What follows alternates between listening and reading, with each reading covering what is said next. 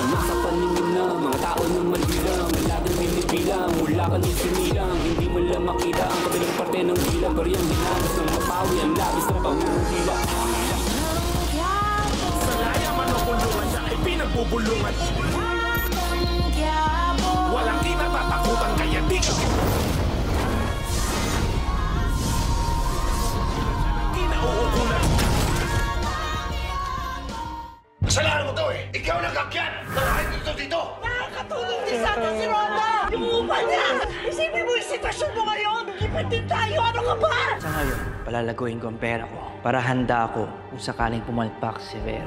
Hindi natin pwede iasa sa ibang tao ang mga negosyo natin. Dapat tayo mismo ang tumutok dito. Bago to may pasagalan pala dito.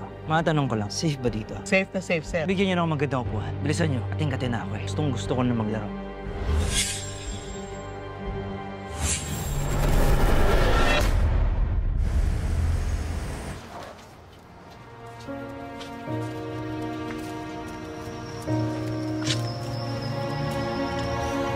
Pero nga. Buisit.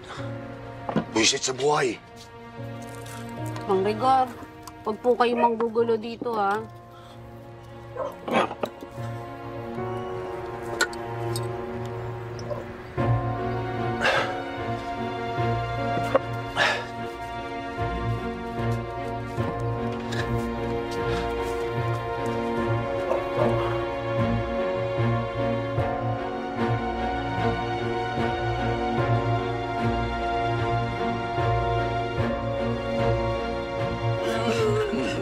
Okay ka lang? Ha?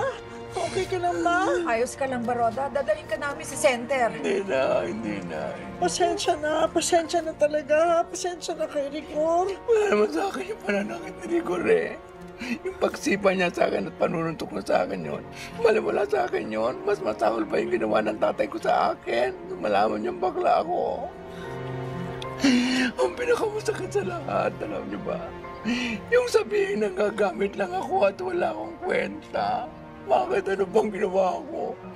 Nagluto lang naman ako ng corn beef, di ba? Kung tutuusin, pwede ko naman gamitin bayad ng upa niyo sa inyo, sa ibang bahay ako upa. Hindi kagaya ng bahay na ito na puro gulo, puro away, puro sakit sa puso at sa laman. Then, nagtiis ako dahil kaibigan kita.